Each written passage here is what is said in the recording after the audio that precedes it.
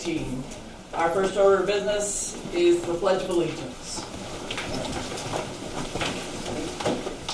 I pledge allegiance to the flag of the United States of America and to the republic for which it stands, one nation, under God, indivisible, with liberty and justice for all.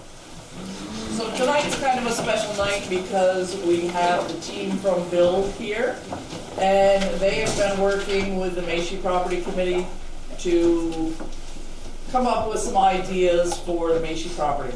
So I'm going to ask the Macy Property Committee to come up here so that people know who you are.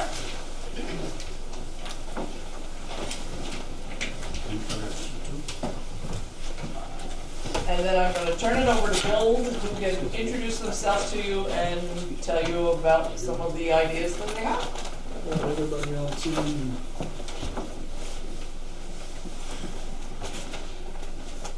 All right. Good evening. Thank you very much for coming. My name is Nathan Suter. I'm one of the two partners in Build.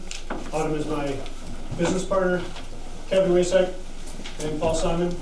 Kevin's with Centerline Architecture. Paul Simon is with the Housing Initiative and Park Architecture. So we've been involved since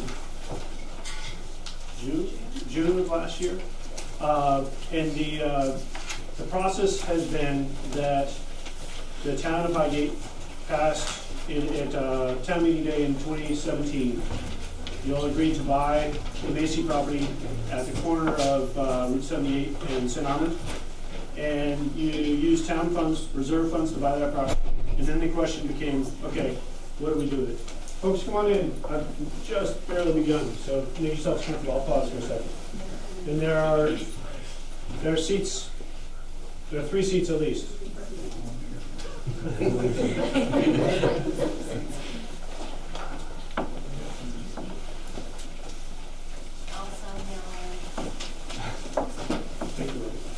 All right. So the town bought the property, and then the question became, okay, what do we want to do with this?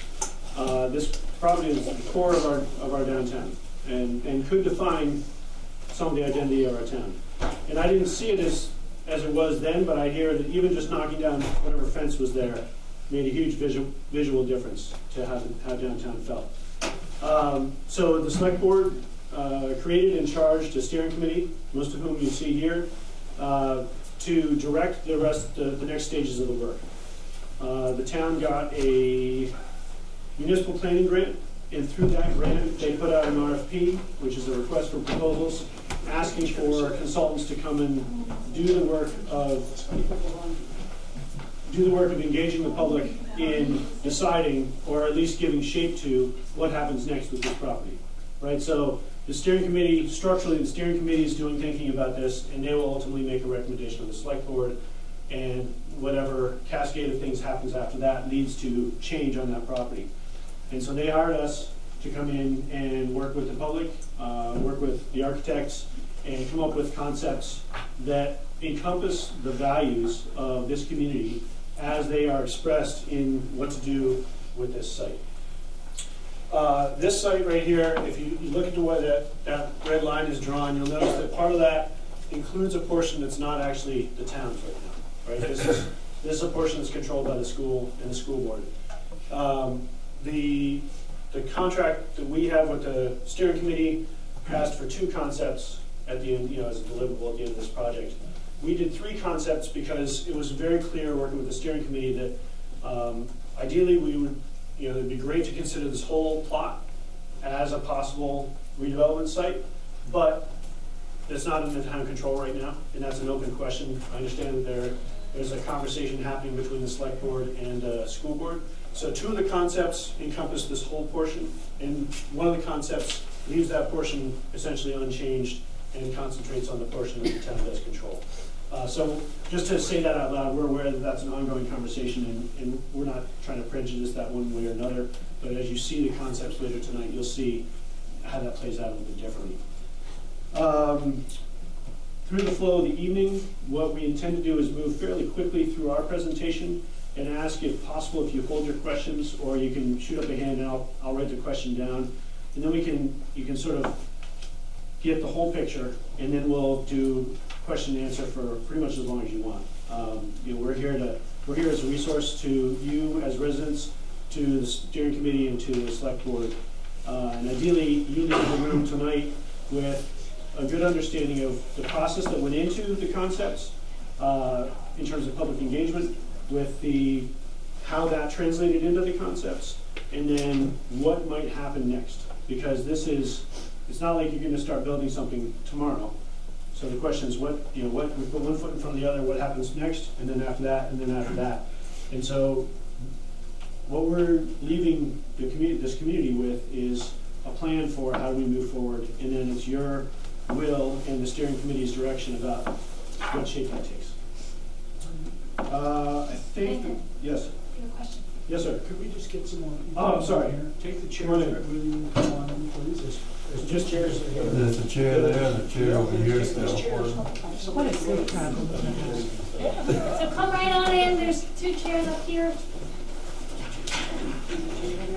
There's a seat, one right there, and there's one over here, Butch. There's another chair over here and room for more chairs over here if you wanted to bring them.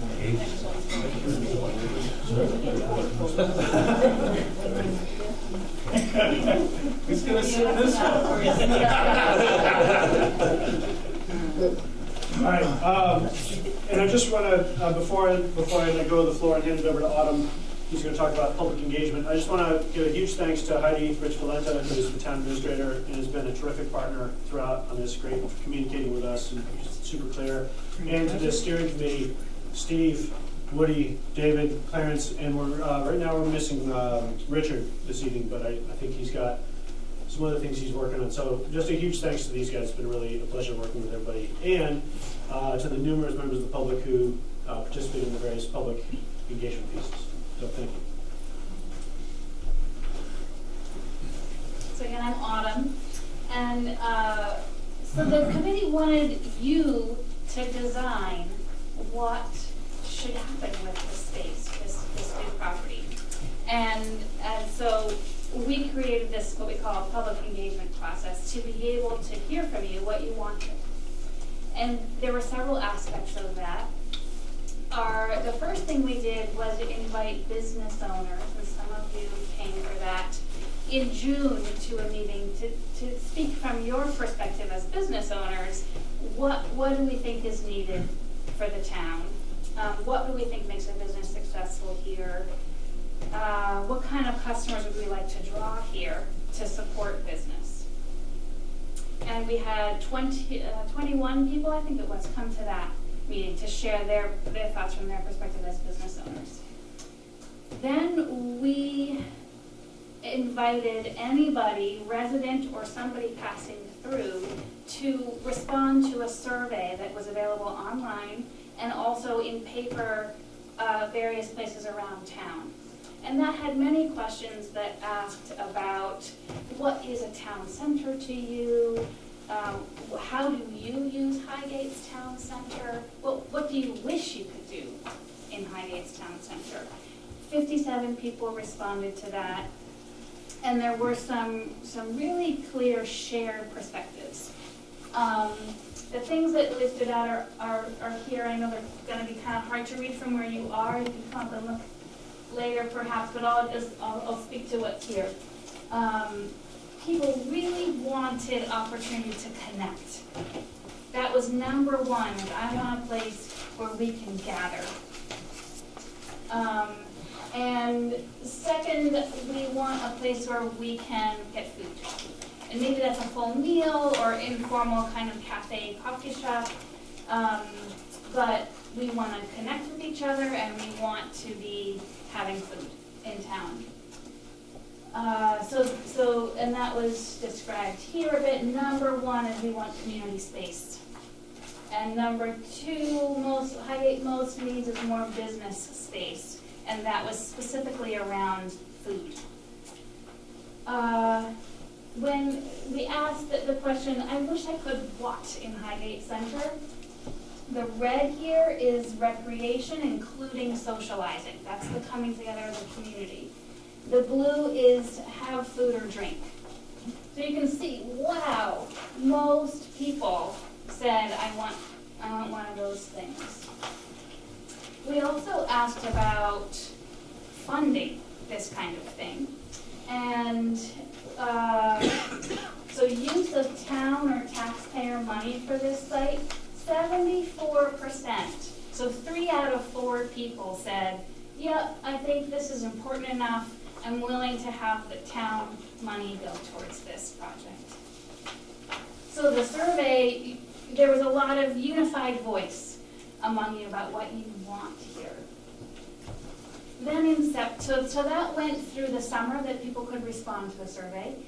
And in September, we hosted 2 design charrettes. So that was a few hours of people working around tables with scissors and tracing paper and glue and designing with pictures of the plot. What do I want where? Oh, wouldn't it be great to have a gazebo or the library, or what would we do with parking, and really thinking together about what the space could look like and what could be there. And 22 people participated in the 2 opportunities we had, a Thursday night and a Saturday, for designing and showing, hey, we think it should look like this. So those were that was the public engagement portion where we got to hear from you about what should happen with the space. And then Kevin's going to get more into what the conclusions were. So, again, my name is Kevin Rasick. I'm an architect with Centerline Architects. The site itself, you all know the site. The site's a little bit unusual. The site is the school property that, the site that we were given is this property right here, and then that line right there. The red line is the 2 combined sites. We did 3 schemes. And we also did some modeling, 3-dimensional modeling, to kind of give you a sense of what it would look like to have a building at this corner. So what's really interesting is that during the charrette process, pretty much everyone came to the same conclusion, which was really quite amazing. The red line represents the site. This line right here, obviously a road, Franklin Street right here, Gore Road right here. 11, almost 12 out of 12 had commercial retail, and they all put it in the corner along the busy road. This is a representation of this building here, obviously in 3 dimensions. And then most people, 11 out of the 12 schemes that we had a library in the back. The purpose of the and then obviously had parking infill between the 2. And all 3 schemes, all the schemes pretty much, I think there was one that didn't, but all the schemes kept the grove of trees that were there. And so that was an important symbol to people of Highgate. The library, the position of the library in this corner makes a lot of sense. For a lot of people, what it was the connection between the school. It's kind of an offshoot of the school in a way. Send the kids across the playground to the library. Again, there's shared parking between the retail space and the library. There's plazas that kind of formalize and capture the space in front of the library, and then a plaza for, say, outdoor seating and whatever. I'll show you some other schemes.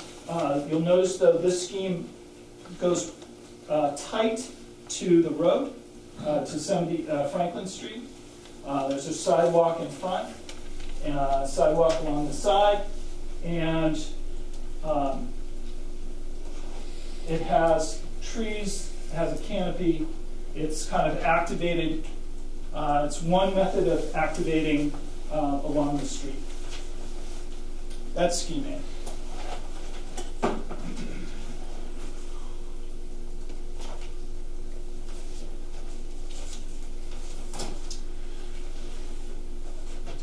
Scheme B. The important part of Scheme B, so you can see, same time, we've got the 4 elements. We've got the library building, a little bit of different configuration. We've got the park, we've got the parking, and we've got the retail. The main difference on this building here is that it is brought in the middle of the site. It has roadways and/or parking around the entire site. And so this is an example. Again, these are just kind of basic sketches that show what the building would look like within that town corner. The purpose of these drawings here is really to give a sense of not what the design is. You know, I'm not designing, but what I'm showing you is what a mass, what a form, a scale drawing or a scale building would look like at this corner. And again, the purpose, I think what every member of the charrette realized was the importance of activating this corner. You know, it's a busy road, there's activities around the site, but how do you capture the people? How do you make them stop? Not only for the businesses, but to say, I'm in the town center. You know, I've reached the center of Highgate. So this is another example of that. The third scheme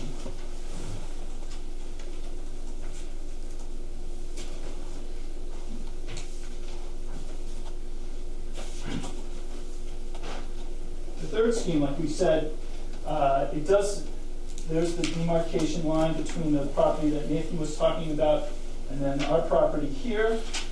We do cross over a little bit, but the library is shifted down. Everything is shifted together. The parking situation between all three is approximately the same. It's 70 to about 75 spaces. You'll notice, though, that with this scheme, again, it's pulled towards the street. So that's the major difference on this scheme. And there were people, what was really interesting was the amount of people, like I said before, or what Autumn was saying, is that everyone had a library and a community center. Everyone suggested retail, again, along the street. People wanted the garden. They wanted the gazebo or a place to come together as a town. Everyone except for 2 of the charrette participants wanted to remove the buildings, the existing buildings from the site. And so you can see that we did that. Some of the more on, the majority of people, like I said, garden was important. I also want to give credence to the people that had a little bit different ideas. Someone wanted a hockey rink that only got 1 vote. Banquet hall got 1 vote. Senior housing got 1 vote. Multifamily housing got 1 vote. So, but for the most part, out of like I said, for most people, the schemes were quite unified. The costs. So costs at this level is difficult to really pin down. But we took a stab at it. We did a square foot cost for each scheme.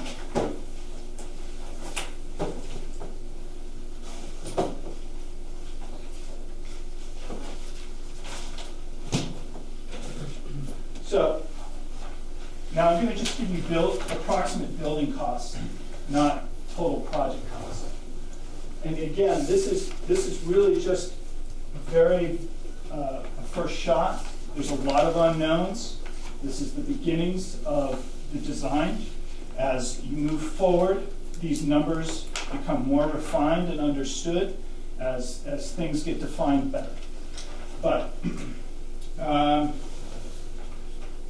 we basically, I assumed $250 a square foot for the library space, and I assumed $225 a square foot for the commercial space. There's utilities that need to come to the site.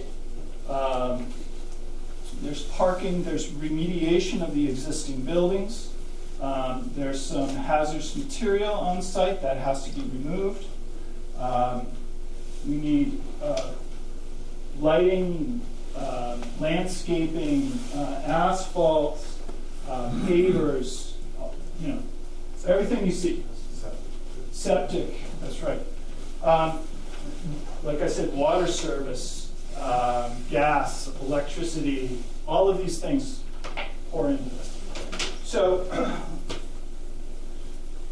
we were thinking this building here for A is about $6 million. This scheme, that's for 2 buildings. This building here is this is 6.8 million, and this one here is 6.5. Again, these are approximations. This is just to give you a general sense of what it is. It's 2 buildings. It's not one building. It's 2 buildings. It's everything you see here. Again, refinement in these numbers. There's contingency costs. There's a bunch of things that go into it. So that's Kevin, I think it's important to note that the town may choose to take on the library portion, and a lot of the idea from the steering committee and from most of the folks we worked with was the commercial site, retail, restaurant, whatever that becomes, the development of that site is the job of the developer. So some of those costs, preparing, remediating the site, maybe getting water to the site, et cetera, might be taken on by the town, but then presumably the developer shoulders a bunch of the commercial buildings. So Paul's going to talk about, Paul from Park Architecture, he's going to talk a little bit about the steps on how to go from the basic site that you have here to get to here. And there's a number of steps to do that. So, sure. So basically, one of the first steps following this schematic process that we went through is to analyze the existing conditions further. I mean, one thing that even a lot of times before we even get to the step where we took it to design something like this, you have a survey to work from. We still need to obtain the survey. So the survey will be one of the next steps, and that'll define the actual property bearing lines and place them on a plan. It'll include the site topography, the existing utilities underground and above grade. It'll include information that's necessary, like the existing septic systems, perhaps for the school, and soil conditions, and the information that's already known, such as the results of what has taken place in the environmental site assessment, because they've completed phase 2, and that information can be also included. So once all that's together, that'll complete the next step that's needed for this site survey, which gives you a very good base plan to work from on the next stages of this. In addition to doing the survey work, you're also going to need to have an attorney look at doing a full title review on the site for the town parcel and the school parcel as well, and that'll include any easements or information that is recorded and associated with those properties. And then the next step would be to continue the work that's already still going, but finalize that in terms of the environmental site assessment. We know that the Johnson Company has done a report and has already done an analysis on the buildings and the site soil conditions, and has provided some information on that. So it's important to find out, take the results of that, and when we're looking at these concepts, such as to remove the buildings, a lot of that would go away, like if there's asbestos in the building and the building's gone, you know, that would be good. And in any of these, before, like the commercial parcel would go out eventually to an RFP and be released, you know, if the town can take on and clean up as much of the property as possible, that creates more value to that parcel. So that's the next step, and then following that is to obtain funds for engineering. One of the greatest benefits to the town is that this is a designated village center. So being that you have a priority in the entire state to obtain funding for some of these next steps. And one of those is to actually obtain a municipal planning grant program, an MPG. And you can obtain up to $22,000 dedicated towards a wide range of community planning needs, but one of those that we're recommending is to obtain those funds for engineering work that would really take an analysis of what needs to happen to supply needed septic for these facilities.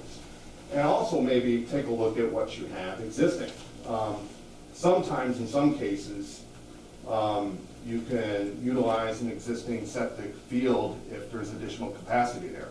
One of the creative solutions you may be able to do here, being that the school parcel abuts this property, is to analyze the existing septic system, maybe look at using waterless toilets or some other solution to decrease your gallons per day that go into an existing system, and you may be able to find that perhaps the library building can tie in and not, you know, create additional flow.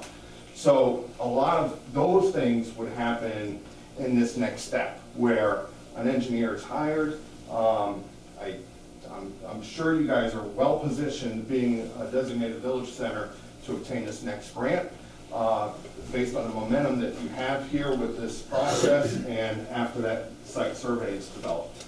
So, and then step 4, after you obtain the grant, is to actually hire that engineer. They'll do all those feasibility studies on those existing conditions, the existing septic analysis, proposed septic. If they have to do some test pits, they'll do that. There's that example of being creative and maybe you know, swapping out toilets to increase your gallons per day availability. And they'll also evaluate other alternatives. I'm not an engineer, but that's the work they would do there with that. And then they'll provide what's called a PER, preliminary engineering report, that would give you the full scope of what's needed for the commercial lot and the library building.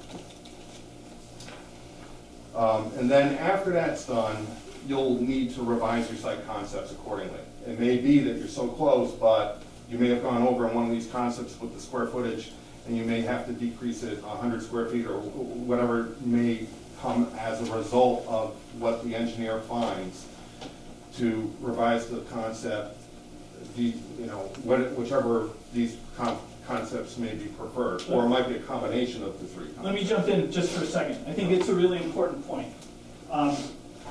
What we're showing here is concepts, very specific concepts. This is not final. There's nothing final here. So these are, it is assumed that these all get refined. I mentioned that before, but what Paul is saying, and I think it's really important, is that with the surveys and the charrette, we've defined what the intention of the town is. We've put it into kind of a building form, but now interjecting the engineering components, you then circle back to the design and try to marry the two together. It's a great point. It's definitely a process. It's like clay, right? So we're going to keep working on this sculpture until we get it where it needs to be to continue to serve what the community is looking to do here.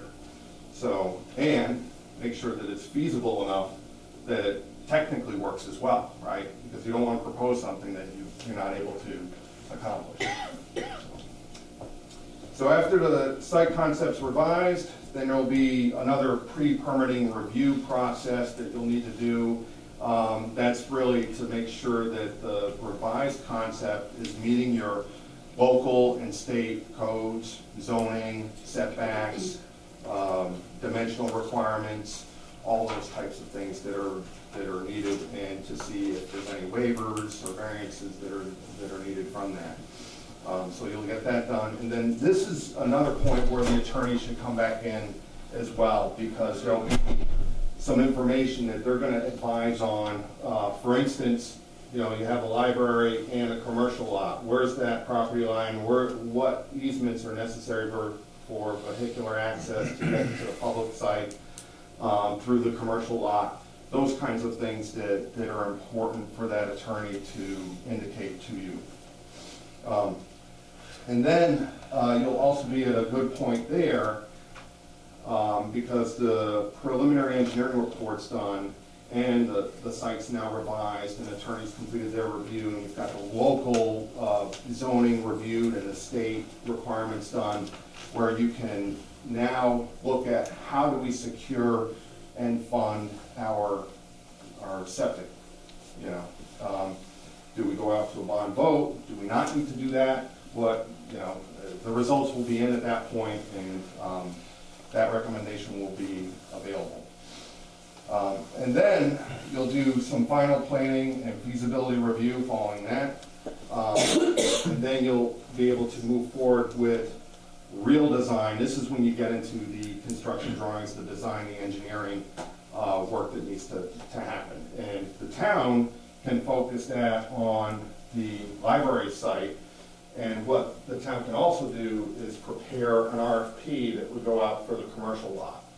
So, and there's different commercial designs up here. There's more of the strip center design, there's the block commercial design, and there's a combination thereof on this scheme that has a gathering plaza there. So there's different ways that these concepts show it. But once there's some thought in all of them on where property line could possibly go and still divide, the parking areas that would be designated for the library parcel and then the commercial lot. So that's been thought of a little bit, but again, it's like clay. This is going to continue to be modified as these different steps move forward. And so engineering and design and full stuff that the town would pursue would be here for the library site, and then an RFP gets developed for the commercial lot.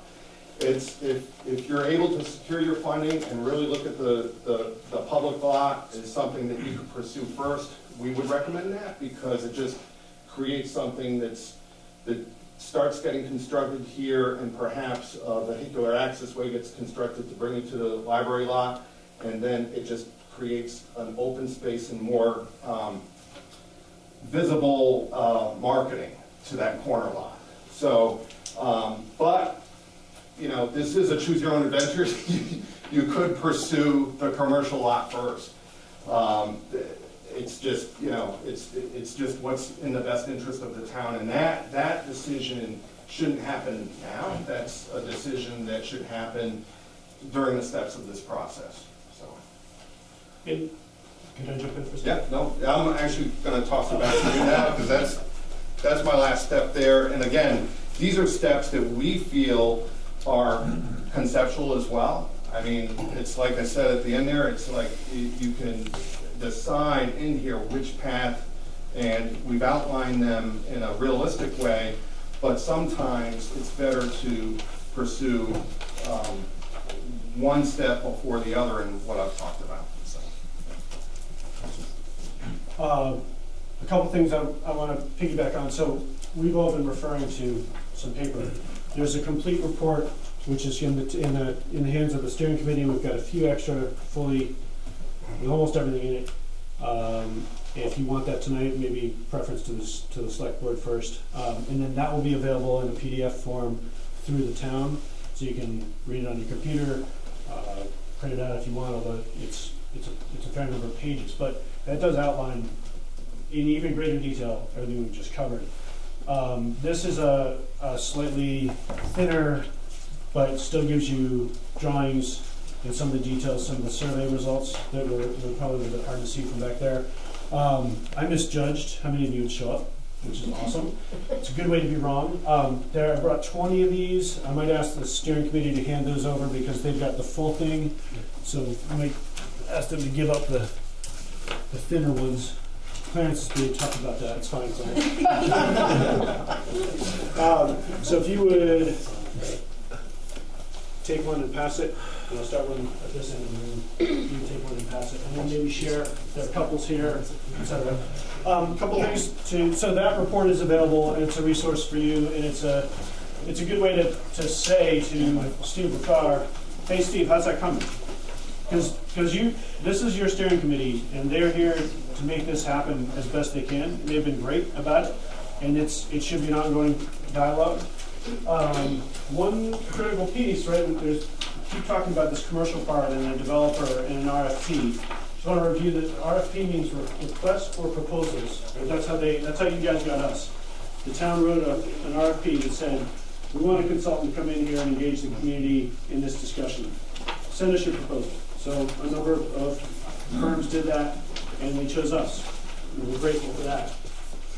One of the questions that kept coming up in the design process is how do you control if a private developer is going to do this? How do you control what it looks like or how it functions? Right?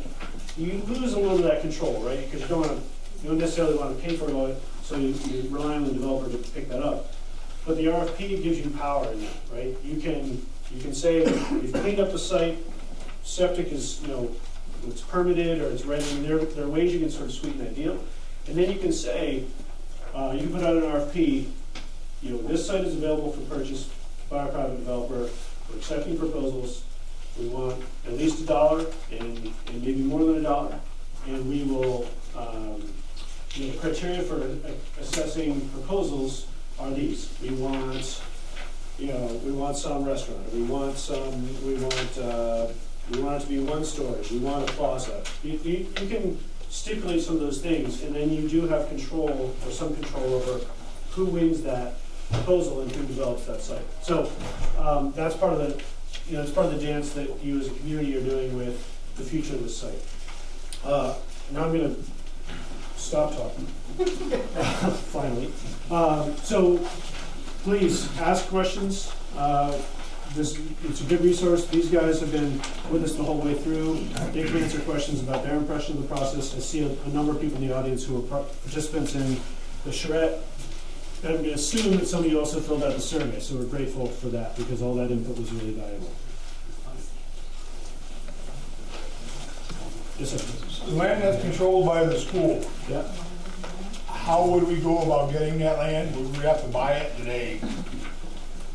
That's not ours. So right now, how do we get it? So I'm now well out of my depth.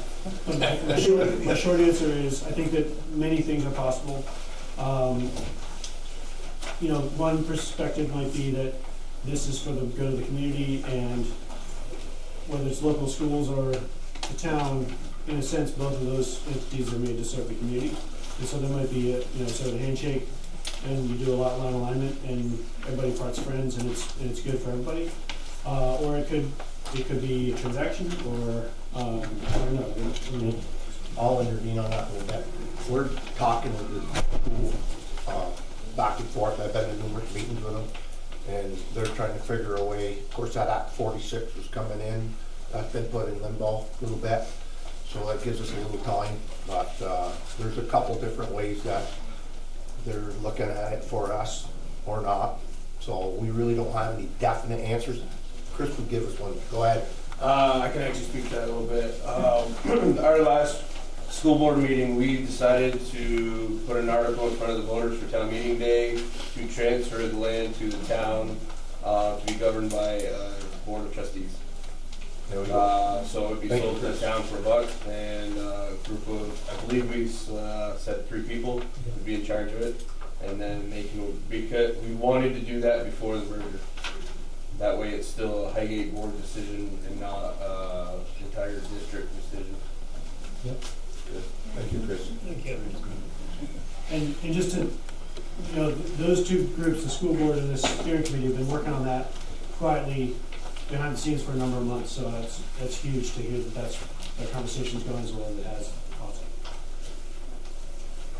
Yes, sir. In regards to the commercial building, so I mean, community center, I love the idea, library, expand on that, it's awesome.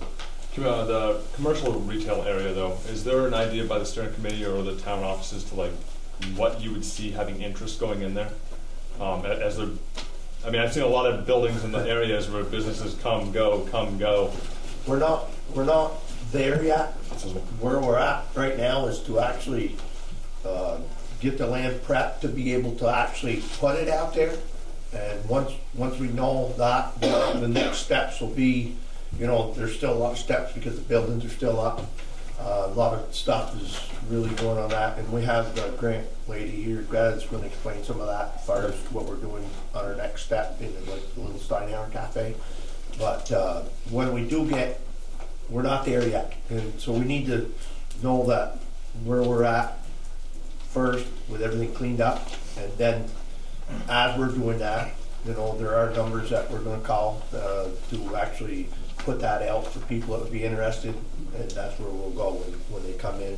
Like Nate said, you got to know first what we can do and how big, and then there's got to be somebody else that's willing to say so many square feet. I'm looking for this, or you know, that type of thing. It's really, and another thing before we get done, this will all be brought back to the town for the town to decide what's going to happen. And that's, you know, one reason I took or tried to be, you know, the chair of this, make sure that the town has a say in what the property does, you know. So realistically, when we're all said and done, it'll be the people that decide. It won't be the steering committee. All we're doing is running it to everybody in Highgate, and we want to vote on that through the town. We don't want the responsibility to have that. We want the townspeople to have the last say in it.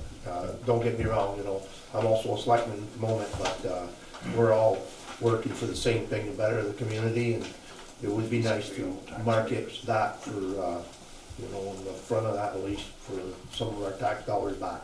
That's really the plan in a lot of people's minds. It would be nice to keep it and see it that way. So that was my thing, was just make sure that there's some interest once you have more knowledge to show that there's actually going to be. There is quite a process. I understand. It's a cart and a horse thing, you know, figuring out which way. Yeah. Yeah. Slow and steady, I've been told. I used to have some dad. No, I was just going to say that that survey that was taken does play a key role into decisions that we wish to make. It's up to the people and all their wishes. Yeah, the wishes can be one thing, and then finding the interest to get people to go in is another. That's just a question.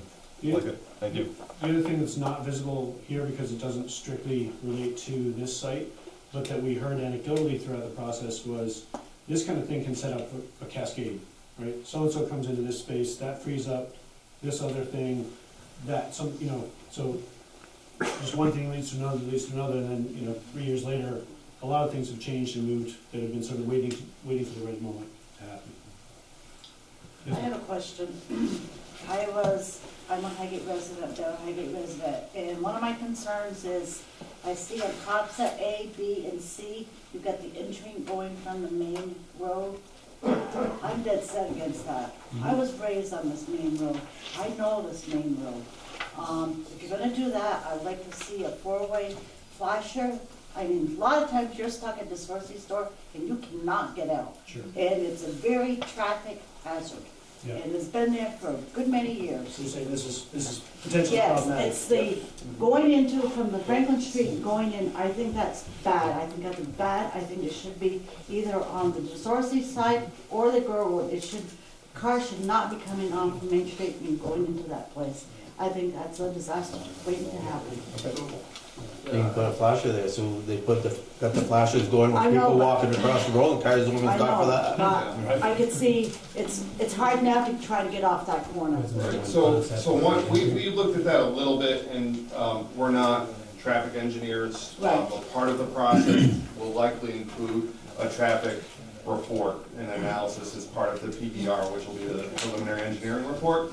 And because it is a state road, Yes. V-Trans likes to limit curb cuts, so Yes. I agree with you on that front. Oh, I- What we're doing yeah. right now is, you can see the existing site has 1, 2, 3, 4 potential existing connections. And the use of block, and what we're doing is by dividing and putting another, I believe they all have at least another entry from St. Armand Road. So by doing that, it reduces the trips here tremendously. So, and these uses wouldn't, again, I'm not a traffic engineer, but facilitate a high number of cars in and out, in and out, in and out. So, this is still a concept, it should be But I definitely just want to make reviewed. sure, because I used to It's live in- on Main Street. right. I was brought up Yep. here on Main Street. I know how heavy the road is. Right, and one of the, this concept, at least, I don't know if they all have it, but have the crosswalk and you can put flashing. you know, Yeah, I just as want well. to make sure you guys are aware of it. And I think the other, I appreciate that, and I think that as we talked about this, there was a lot of, well, that was us taking on the voice of the town, which is not really appropriate, right? After this evening, we hand the ball that's already being carried by the steering committee to the steering committee and the select board, and they carry it forward.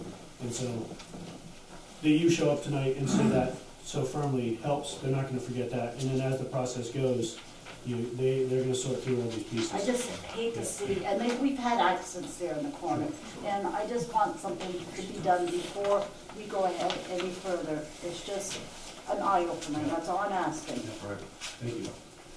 Yes, sir. I noticed on the original plan that there's existing buildings, Right. and on the projections, they're gone, so I presume that there's some demolition that's involved there. That's right. And you pointed out that there's some remediation, so the question is, what's there beside asbestos, for example? Sure. Ultimately, you guys are gonna hear from Greta, who is the lead planner of the Northwest Regional Planning Commission. Did I get that right? I'm a senior planner, Senior and I planner. manage the ground Okay. program. Through the Northwest Regional Planning Commission, there's funding available for remediation. The Sun Hour Cafe has, if I remember correctly, asbestos and lead, and maybe some PCBs. The remediation requires asbestos and lead. We'll take care of the PCBs in the same bucket, more or less. The old white home certainly has lead, I think maybe not asbestos.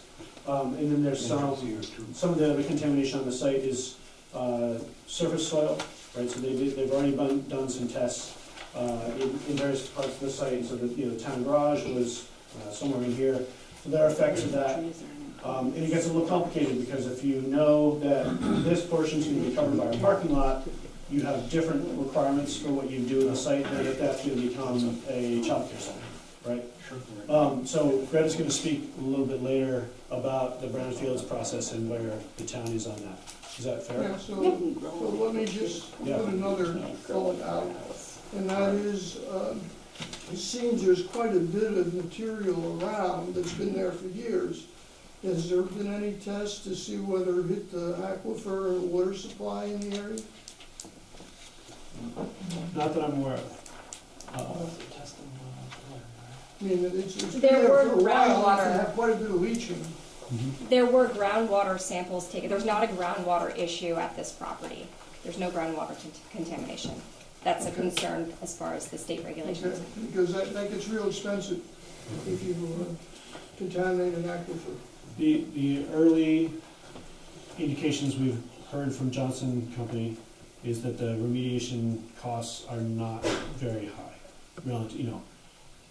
in the tens of thousands as opposed to hundreds of thousands. It's very localized.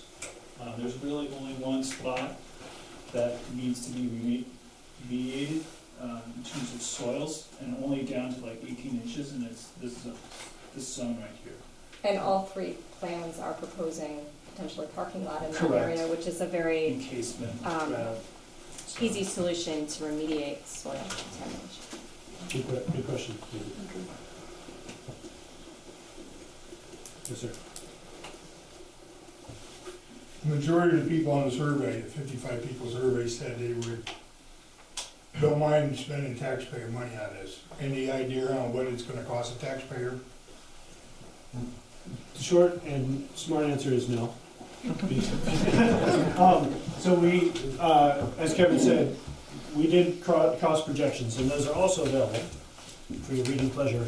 I can hand those out in a minute, and I'll hand you one right now.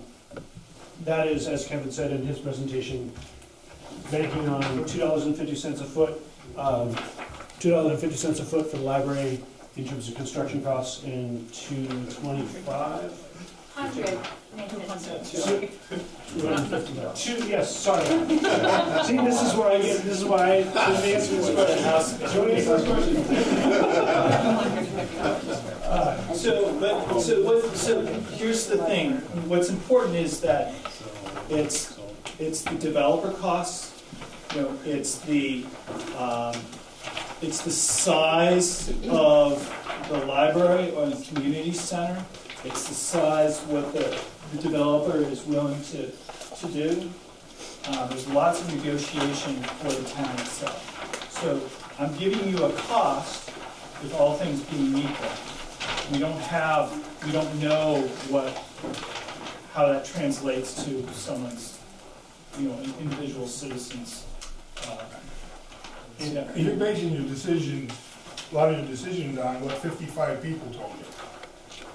I sat in town meetings and listened to a debate over buying a dump truck. And that was unbelievable. I can imagine what it's going to be like when you tell them you want to fund $6 million. So I'm glad you said that. And the way that we asked the question, can I borrow this for a second? Thank you. So the way that we asked the question in the survey was as follows. Choose the statement that is most accurate to your opinion. Anything done with the site must be at no cost to the town or taxpayers. I understand that this means selling the property. The buyer would then control what happens with it. So 15 respondents, or 27%, chose that. B said, I see the site as a good investment in our town, and I think it is okay to use some town taxpayer money to improve it. 25 people, so that's 45%. And then C said, I'm willing to spend town taxpayer money on the site if the town would cover the costs within 10 years.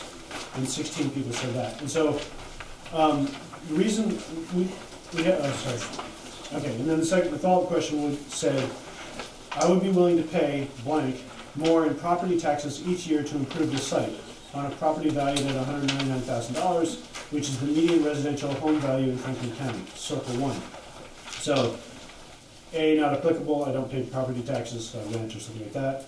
B, $75 on a property of $199, $50, $25, or 0. And so 0, people saying, I don't want to pay for that. 19 people, so 34%.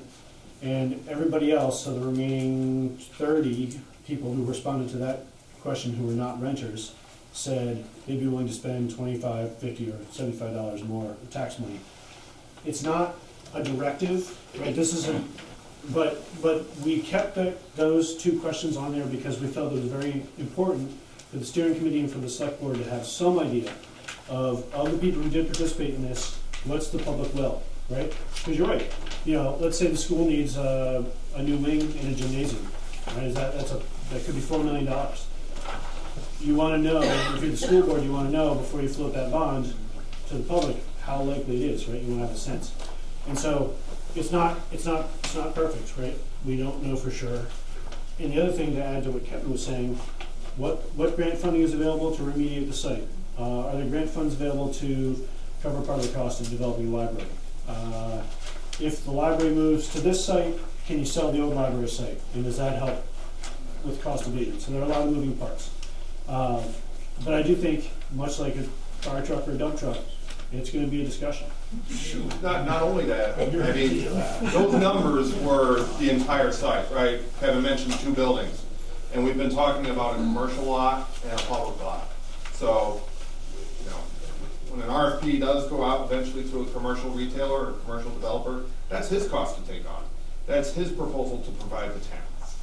So it's something that I found fascinating in this community process, because a lot of community projects I'm involved with, the community many times says, we want it all for ourselves. We want to have a park here. We want community buildings. We want, and this was a very good, realistic community process that looked at this and said, we bought this parcel, what do we need to do realistically to, like was mentioned, get some of our tax money back, build on our grand list, create something that's needed for the town.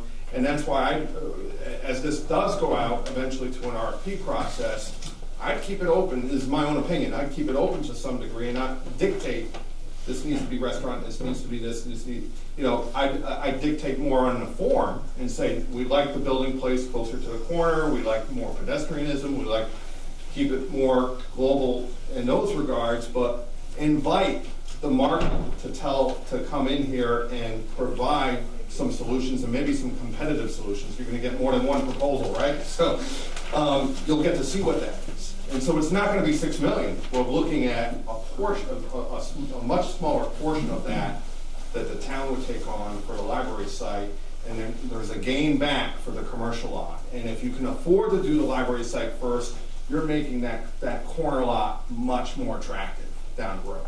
But you can still pursue the corner lot first. That's still another option. Yeah, I keep hearing this $6 million number, 6.5. The concept B is 7.9 million. Now those are, so there's a difference between. Then you give me the lowball number, right?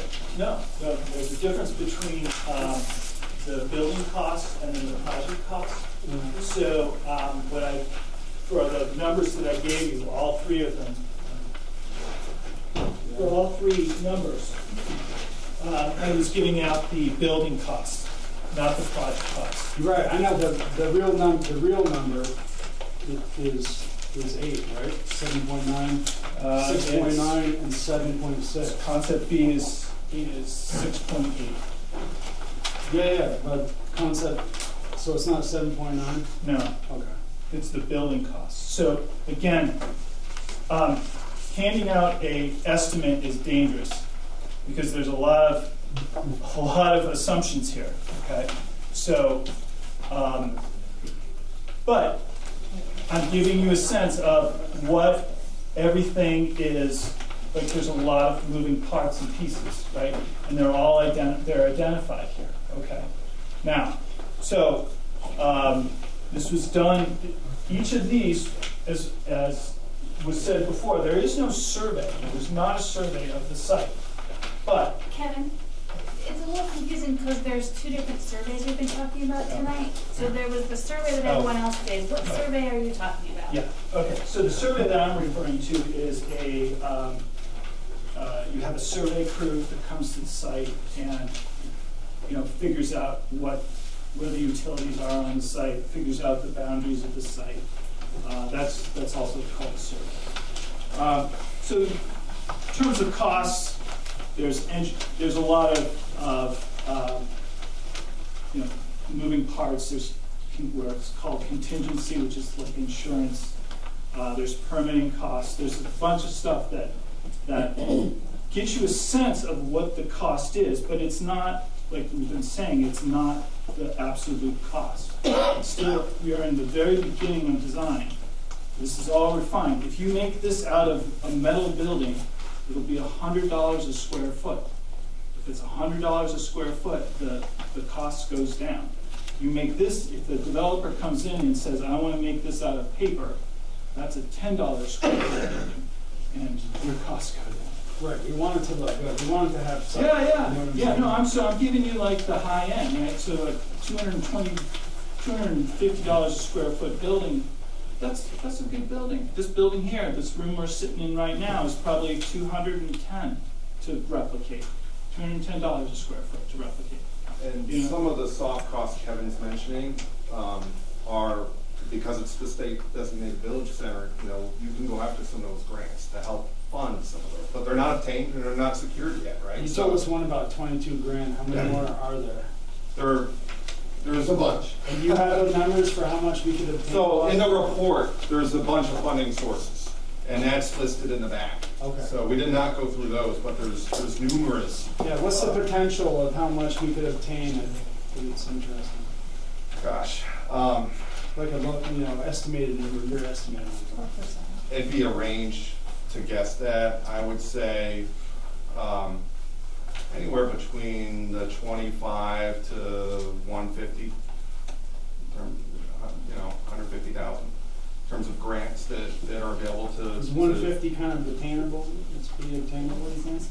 Well, it's just, you know, and there's, I think so. I mean, you've already getting grants on brownfield remediation funds as well. I don't know, what's that number?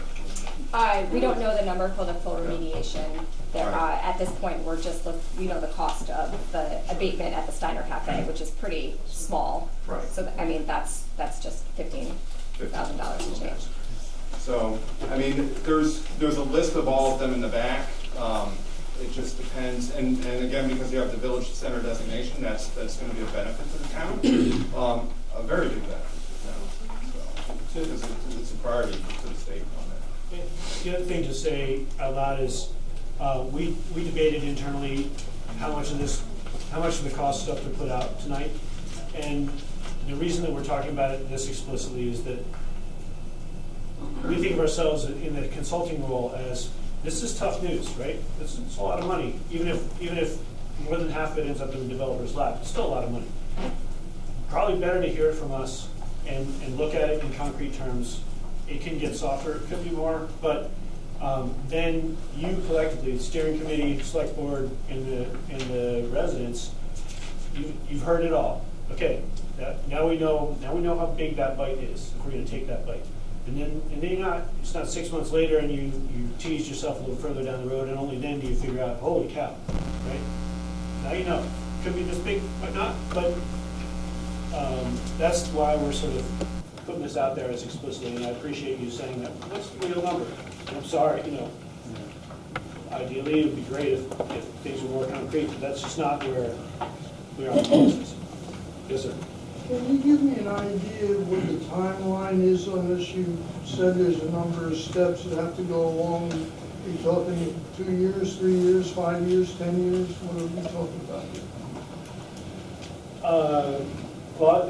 So one, excuse me, please. So one of the things to remember is that none of these plans are specific, are in concrete.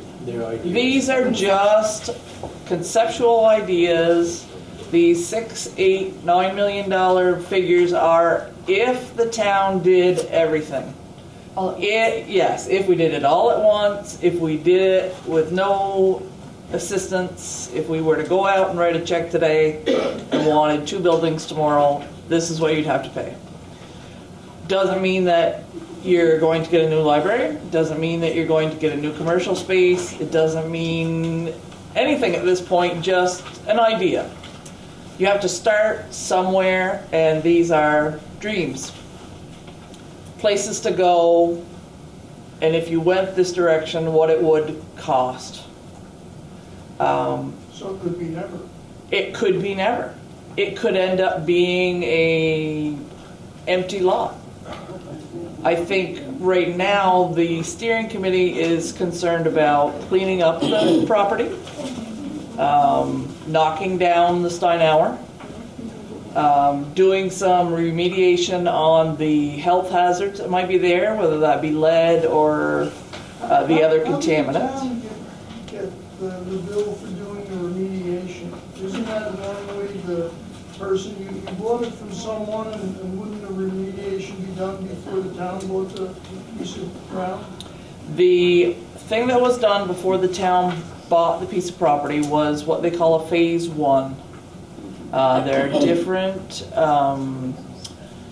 testing that go along with the remediation, and Greta can speak to that much more than I can. I just want people not to get freaked out about these numbers, because it's not necessarily going to go that way. It's not necessarily going to cost that much. This is just a dream.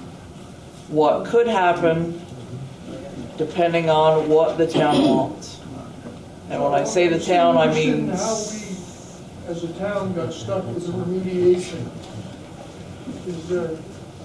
Well, so the town purchased the building, and in so have become a property owner, and they're responsible for whatever is on the site as a property owner.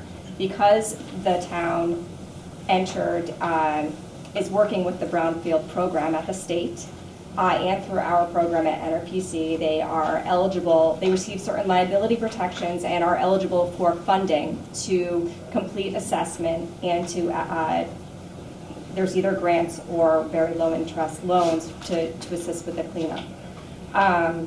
So, I mean, in terms of going after a responsible party for cleanup, that's a situation where there is a specific release associated with a specific use, and in this situation, we don't really have that. We have some historical soil contamination that was probably based on, well, a lot of it is actually on the former town garage property and not on the former Macy estate. So it's just the lead contaminated paint in the estate that is going to be a pretty minor. I'm surprised you picked up PCBs because that's normally these are just PCB in building materials, and actually they're not to the level that warrants hazardous waste. It's just going to be disposed of as building. Maybe you can explain. Oh, sorry. I know that Heidi had her hand up and Clarence and. I was just going to point to Greta. My thoughts are this is probably going to end up in phases. It's not necessarily going to be all in one. Thank you. That was a point I was going to bring up too. And the one whole lot being done at one time. It could be the library being done, or it could be the office or the commercial buildings being done. It's not necessarily is it all going to be at one time. I think it's going to take a long time. It's a slow process, and we must be very careful in that process. What we're talking about right now, where we're really at the moment, is we're trying the old Steinhauer, we're in the process of that. Greta's done the grants for us. We got a small match on it. We're working hard at that building disappearing, and that's sooner than later. So you'll see some results. I like to say before town meeting, but I can't tell you exactly. But we're that close on that property, and then we're going to work from there over. Either way, we got to clean it up, and there are grants for that as well, certain levels. So it takes a process. So the thing that you are going to see, the first thing you're going to see is that building. We are in the process of getting that down, and we've already, you know, every year we're asking for so much money to clean a little bit. It's small money, not really big money considering what it costs today to do things. And before any of that's done, it's going to be the town that's going to vote that in, just like the town voted in to buy the land. I do think that when the town took it upon themselves to buy the land, maybe there wasn't a lot of long-term planning anywhere. But now that we own it, it's not unfortunate. It's a beautiful area to actually enhance the center of our town of Highgate. But it's going to take some time, and it will take some money. But so far, I feel with what we have done, the results that we'll see in that little corner, that's a good start. And then from there, we'll work across, and hopefully that everything will work out for the town. And it's, again, it's going to have to be brought to the town. If there's any money at all in town meeting, going to have to be voted in to do certain projects, and it's up to the town to say yes or no. And if you want to say no at the town meeting, you're going to do that, and that's what the hopes. You know, I personally, I don't want to say I wouldn't. I'll put it that way. I wasn't in favor of buying land in the town of Highgate, but it's a nice opportunity for the town to grow and put it into something that could be really nice for the town. If you remembered it with the fence and the way it was, it really did change the appearance of the town of Highgate by you folks buying that.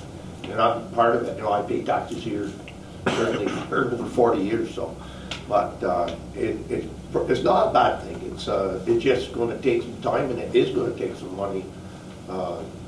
Like I said, I don't think people realize when they voted into buying that where you're going with it. And that's our job, is steering to help you folks understand where you could go with it. Not necessarily, we're not going to decide it. We don't. That's not what we're here for. That's why you've got 3 different layouts of what could happen, hopefully, in my eyes, I'll just say it myself, I mean, I could say that for myself, because I like to see it marketed in the front, where we get our tax base back, and, you know, who wants to buy something if it had a problem? So by us fixing it up and getting it ready, it'll really make a difference on, and there are establishments that would love to come into Highgate, you know, when it's cleaned up, as far as I'm concerned. We have spoken a lot of different towns and stuff. I personally, I know a lot of other selectmen, other towns, so we kind of follow that a little bit. So it's not a bad thing, but the first thing, I don't know, Greta, are you ready to talk about? How much time do we have left on the bond on the arena? And how big of a bond are we gonna have on the Macy Road slide? In conjunction with all this other planning? Sure. So the Macy Road slide, we don't know yet, to be totally honest. Could be $1 million. That has, no, we're past $1 million at this point. Our engineers had hoped for better results than they received, and now are struggling to find a workable design that will not bankrupt us. So I just think that everybody sitting at home watching right now needs to keep that in mind when everybody's thinking all fuzzy thoughts about all this. Right. As far as the bond vote for the arena, Shelley? Year 4 of 15. Okay, so you We just have. made our 4th payment of 15. So you have 11 more years of bond payment on the arena. Hey, Henrik? Yeah, I appreciate that. So, I've had a lot of heartburn, I guess, on this whole subject. I was a yes voter. I don't know if that was the right answer or not. I'm much more for private enterprise than government, meaning the town, fixing the issue. I look at it a little bit as a flip your house situation. I'd much rather have a buyer and let the buyer decide what he wants to do to make what he wants as green, rather than us spending a bunch of money to make a green that isn't the buyer's green. So I'd like us somehow to get our money back out of this, or some of it. And I think we need to get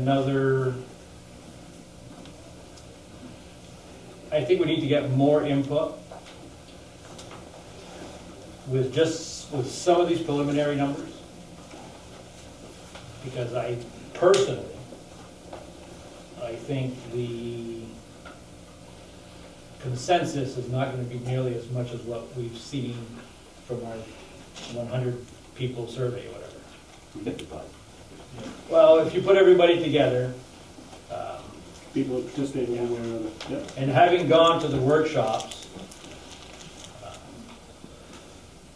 just my 2 cents, I was much more impressed with the business workshop than I was with the second workshop.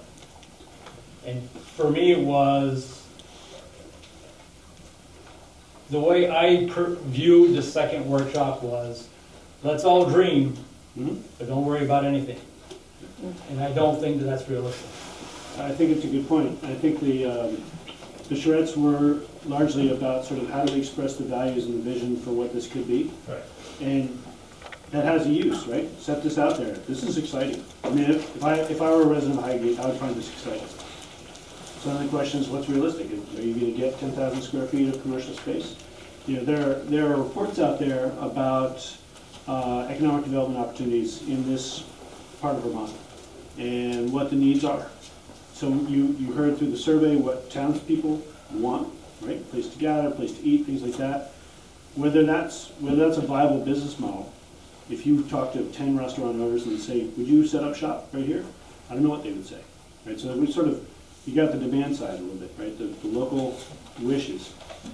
Obviously, business community, people who are in business of one sort or another, you know, maybe there's a doctor or dentist, maybe there's a lawyer, maybe there's a health clinic that needs a spot. A huge number of questions out there.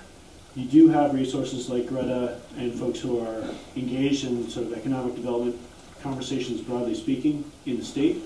You got USDA folks who are a resource. You got Village Center folks who are a resource. There, Richard Amore is the person that would be the local, the one involved in this deal. And there's a lot of knowledge out there.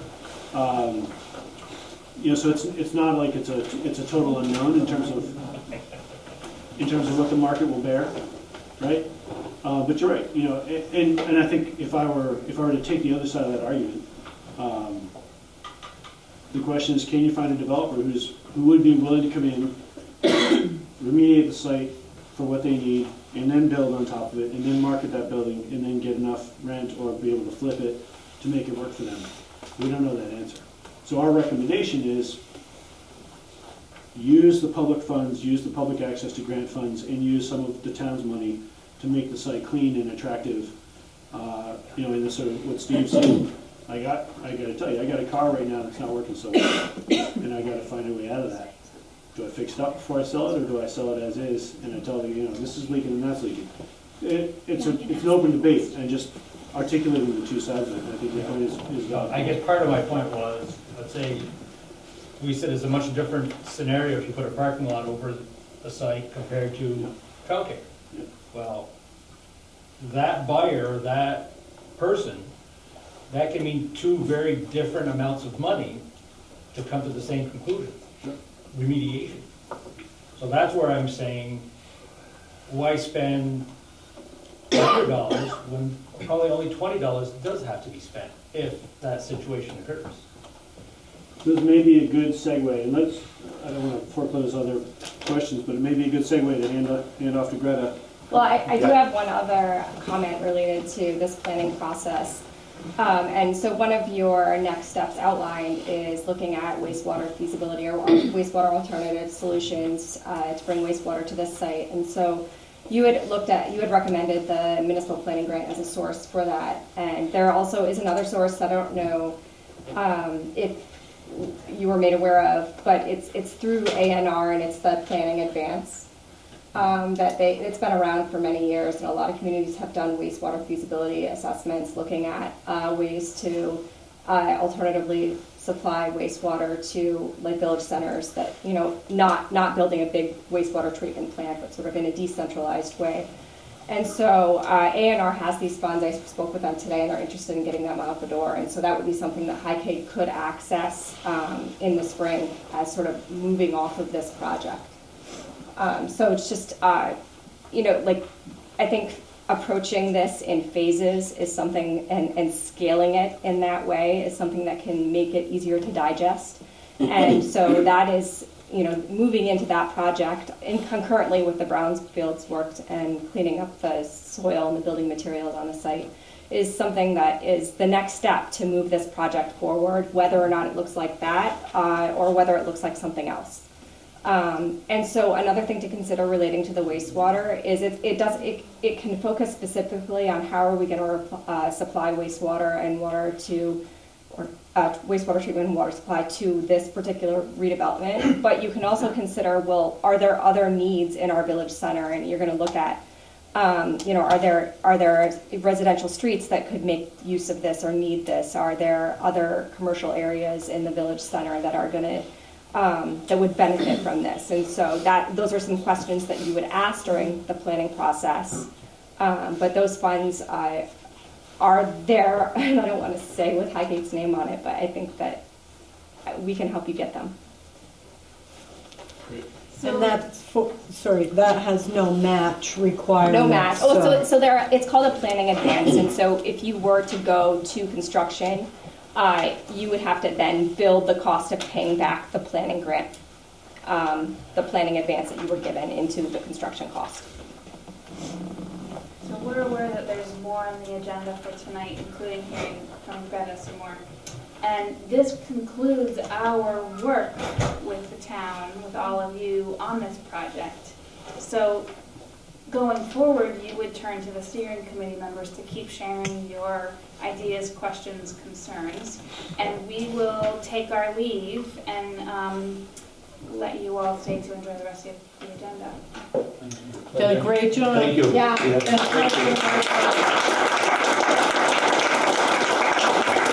Well, by the way, we're all volunteers, so anybody can join the steering committee. You're not getting paid, nobody's elected, you're just I volunteers. thank the committee for the work they do. So whenever you're ready. Thank you. Thanks so much. You guys pass along my regards to the So while we're shifting gears a little bit, this is Greta from the Northwest Regional Planning, and she is a excellent source for the town for a number of projects that go forward. She helps us get funding. She helps us figure out the ins and outs of what the state and the federal government require from us. And she wants to tell you a little bit about the Brownsfield process and the results of what your phase 1 and phase 2 studies were on the Macy property, so that you understand what will happen next. And then I guess I would just want to clarify that this is also a required public hearing on a cleanup plan specifically for the asbestos that was found at the Steiner. And so I'm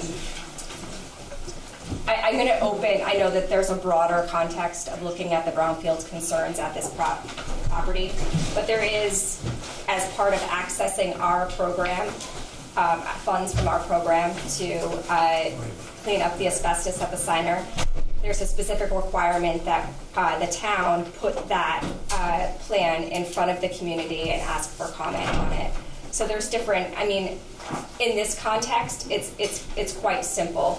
It's not cleaning up the asbestos, which is not, not an option. Or there's cleaning up the asbestos. So in compliance with Department of Health laws. So that is the option the town's taking on, and they've applied to our program for funding, grant funding to hire a contractor to do that abatement work. And following that, they are free to demolish that structure. And so I'm going to be talking with the select board after this discussion about the grant agreement. And so that grant agreement is going to be executed very shortly, and at that point the town can start the process with their environmental professional on advertising a bid for a contractor to do that abatement work. I don't know if anyone's familiar with federal funding and some of the requirements that go along with using federal funds. Time is one thing that usually slow and steady. Slow and steady, right, there you go. But another requirement using our federal funds is making sure that what you do with the federal funds is in compliance with the National Historic Preservation Act. And so we have done work with my funder, where my funds come from, the Environmental Protection Agency and the State Department of Historic Preservation, on making sure that we are in compliance, or the town is in compliance with the work that's going to be done at the Steiner and taking down that Steiner Cafe. We are waiting for that official sign-off, and it was ready to be edited, and then the furlough happened. So we do have some paperwork, but it's essentially imminent, and Highgate is free to start the process with their environmental professional to create the bid documents and site walk and get someone in line to go. So I guess at that, one of the purposes of tonight is to make sure the community was aware that there are federal dollars that the town has applied for to use to abate asbestos at the Steiner Cafe. And so there is an opportunity. I do have what is called an analysis of brownfields cleanup alternatives, which outlines that. I haven't made as many, I have 10 copies. But if anyone is interested in looking at this document, I leave some copies here. That's what is up for comment. I will tell you that what is in it is what I've just explained, in that the town is going to use $15,000 to access a permit and take out the asbestos and dispose of it properly so that they can then demolish the Steiner Cafe in accordance with the vision that the town has developed for this property.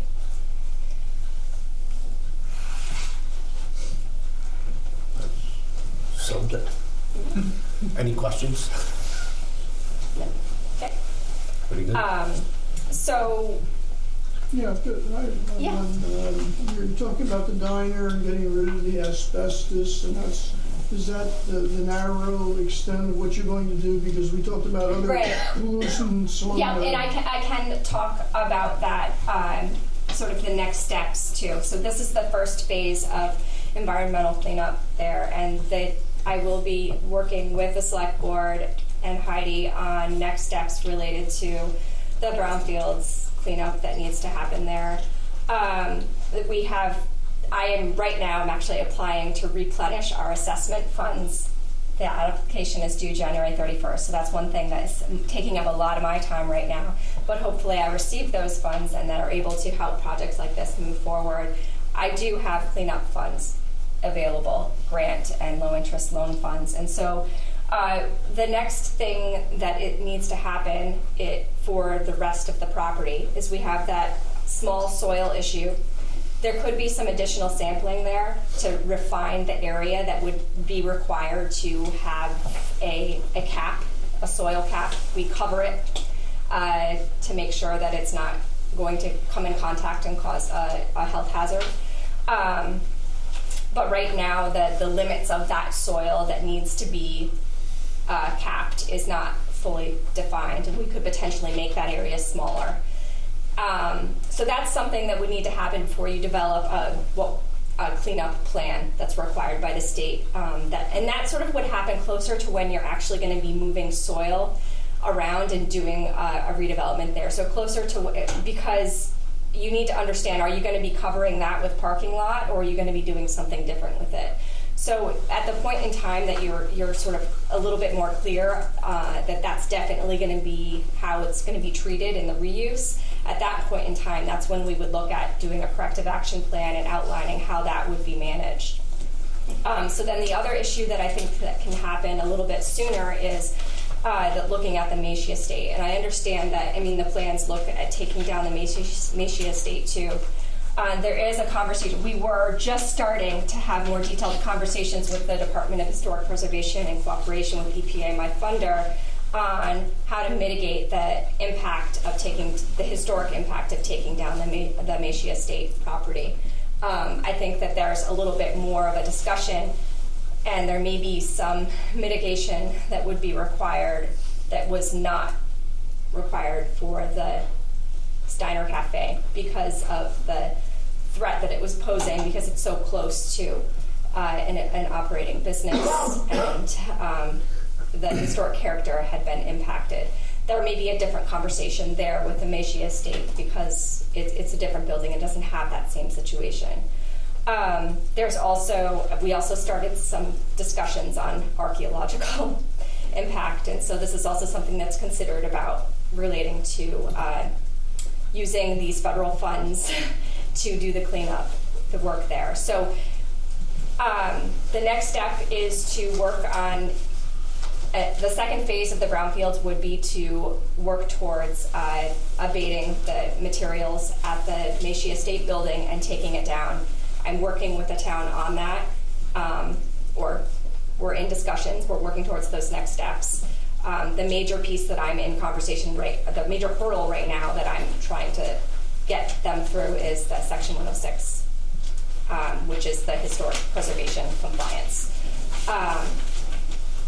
So that was a long-winded answer. I apologize. But it is really the environmental issues at this site. I guess I'll close by saying that I think they're very manageable. You have done everything right in getting to where you are now in terms of availing yourself to necessary funding and resources to help you manage these issues. that the state is a partner in this and helping you manage these issues. They're going to work with you. They want to see the site redeveloped. And so, and the issues are really quite small in the context and scheme of things relating, for commercial redevelopment. So the environmental piece is not going to hold you back.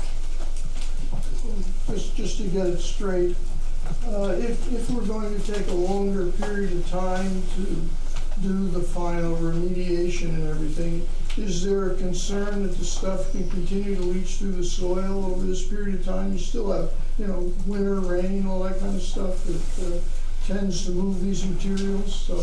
Yeah, it's a shallow soil issue at this point in time, and I don't think that they're concerned that it's going to be impacting the deeper soils at this point. They're not going to require you to resample if you don't end up getting to this until for 2 years. A lot of that wasn't even to do with the Macy property, though. That was to do with the land that we actually owned. So it was, we were doing this the same time to make sure all of it could be used instead of that little piece, and it turns out that was a good move for us. And like most of this stuff, there is a lot of money out there if we can go after it. And, that's why we got grant writers and stuff like that, so they can go after the money that's available. It's, let's face it, a lot of that money's our own money. I'd like to see it come back in our town. So, hopefully down the road when the other stuff comes up, then there'll be money available, and it'll certainly be brought back to the taxpayers on that. That's always been our motive, to make sure that everybody understands what's going on in County Highgate. Plus, I think that contamination's probably been there for 40 years or something like that. Well, and it could actually be longer because the PAH contamination that is in the soil is historically known to come from fires. So I believe there was is it the foundry that burned there? Yeah. And so, I mean, some of the issues in the soil there could be from... Just now we're talking 75 or 100 years. So. Yeah. And that's the only contamination is only gone that little bit. So it deposits from the Since the 40s? Since the 30s or 40s, that foundry's been gone? Yeah. That's even before my time. Imagine that. That was a long time ago. That is. He's the same age I am. Good explanation. Easy enough. But I'm the biggest. Great job. So do we have any questions for Greta? As she said, this is your chance at a public meeting before we sign on for these funds to go forward. Okay. I would thank you very much for coming. Thank you, Greta. Thank you, Greta. Yep. So there is an agreement that the select board has in their packet. So if you are comfortable at this point making the motion to approve that agreement, you can make that commitment tonight. And I think that would be the best. Yeah, then we can keep this project moving. Okay, select board. Bruce, you want to come up here and we can decide on motion for this? Thank you, Steering Committee. You're welcome. I wasn't talking to you. I'm sure you were. Which, how goes it? Did you guys taking tomorrow off? Probably not. I figured it was Saturday, and you guys are going to be pretty much around the clock Saturday and Sunday. Late Saturday though, before it. Yeah, sleep in a little bit. We're right in that corner where Okay, Steve, have you got a chance to look at it? This one here. You want to see a good picture?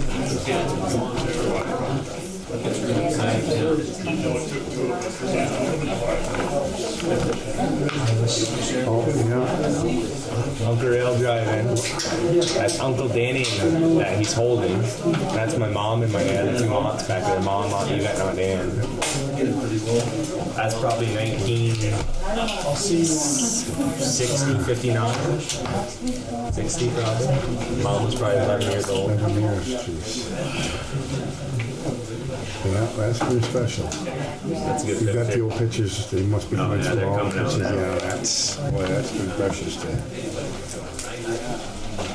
Yeah. You have a chance to look at it. Yeah.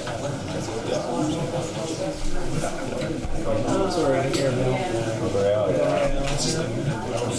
Highgate legend right there. Well, I know the year ago. That's it. 71. So are you? Obviously, yeah, I'd make that motion. Okay, so we have a motion to. Call this meeting we do, hold on. Yes, call this meeting in order. Stuff. I don't know. Okay. Well, I was hoping that once we come, we were still in meeting. Okay, so we have a motion to sign the Brownsfield Cleanup Revolving Loan Fund Grant Agreement. Do I have a second? I'll second that. Any discussion? Okay, so what is the town's cost share in this? 20%. Of what? Of It's- 13,000, or is it over and above? So the total project cost is $16,038.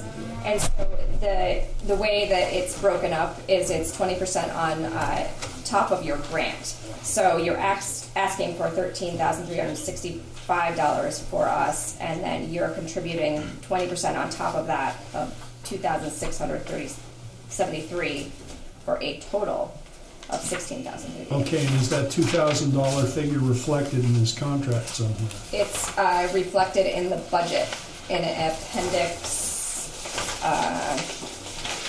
The appendix. It's on the back of page 12.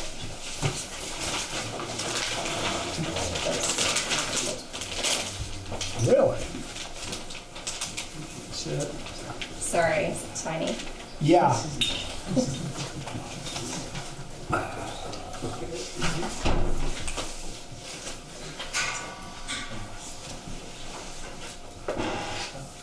You guys probably have a laser printer. Maybe.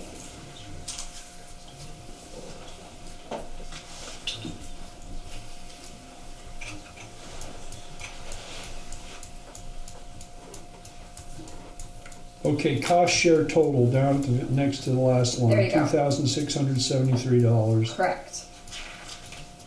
And this has a contingent, or it has a 10% contingency built into it. I mean, the final cost of the abatement is going to really depend on what the bids come back as.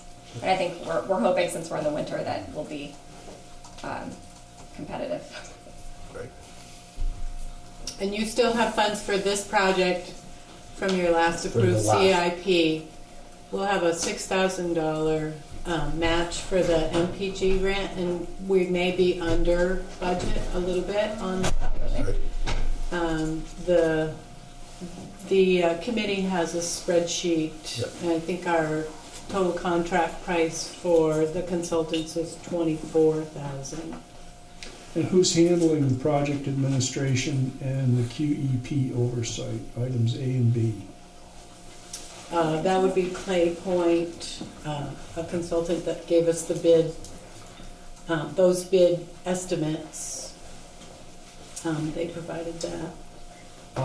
So they were the ones that were subcontracted by the Johnson Company, who did the phase 2 work to do the assessment, the asbestos and lead assessment. And then they are also, you're required by our grant to have an environmental professional oversee the contractor, do the abatement work. So that's what that's referring to. And so the town of Highgate is hiring Clay Point to oversee this project and essentially manage this project. And so they are going to make sure that the bid documents are prepared correctly. They're going to make sure that your permits are filed with the Department of Health. And they're going to make sure that the contractor that's doing the abatement is in compliance with the abatement plan. And do we have a contract with them? Yes, we do. We have an agreement with them, and they plan to be there next week. Next week. To meet. They'll be performing the lead sampling that day. We'll make the final determination if it will be able to be disposed of easily, or if it will have to go through further hoops. The assumption is that it's going to be fine, but fingers crossed. Okay, any other discussion? Where's the lead coming from? Lead pipes? When they need to. It's mostly paint, the paint. Paint. Yes. But I don't have the assessment in front of me, so I can't list all of them. Yeah. There was a lot of it was that. Henry? And when you say project, is this for the whole Macy property? Is it just for the Steinhauer? Is it? This is just for the Stein. Yeah, just for this, a small portion of it, yes. Without spending all your money. Well, they had originally hoped to do the whole property at one time after there was a development plan, but because of the condition of the Steinhauer, it's an eyesore and it's a detriment and a fire hazard, and so next to a property that a business. So if something that happened, it would take out a business next door. So it's critical to be safe for our town. Town owns it now, so we are liable for that stuff. Okay, any other discussion? Okay, we have a motion on the floor. And it's been seconded. It has been, so all those in favor say aye. Aye. Aye. Those opposed?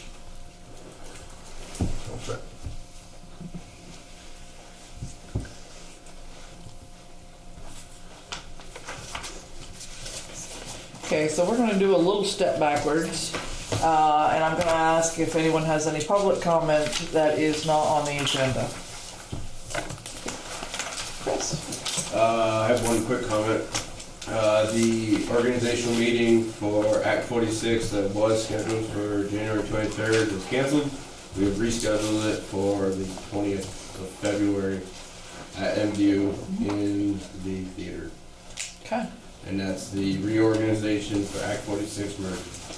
So, Huh? 7 p.m. Yes, 7 p.m. so very important, if people want to have their voices heard, that's the day to come. That's how we decide how we're going to vote on future budgets. It also brings the new temporary board online, and the process of merging really starts to take off after that. Okay. And make sure that there's a lot of Highgate people in it. That's right. You should have a number between Franklin and Highgate to have a lot of show. Yes. So yeah, the representation on the new board may depend on your participation. So by all means, residents need to show up and be heard. So could they expand a little bit? Is it going to be a floor vote? Yeah, at the organizational meeting, it will be a floor vote. And at that meeting, how we will determine how we vote on school issues from now on. Whether we go to Highgate Franklin's version of the floor vote, or if we switch to an Australian ballot like MVU and Swan. So MVU and Swan are able to do a floor vote? This is the only meeting that has to be a floor vote. And then from this meeting where we determine how we vote for the community. Okay. Any questions for Chris? All right. Thank you for the update. So February 20th at 7 at MVU Theater. Yes. Okay. Moving right along. Shelley, treasurer's update.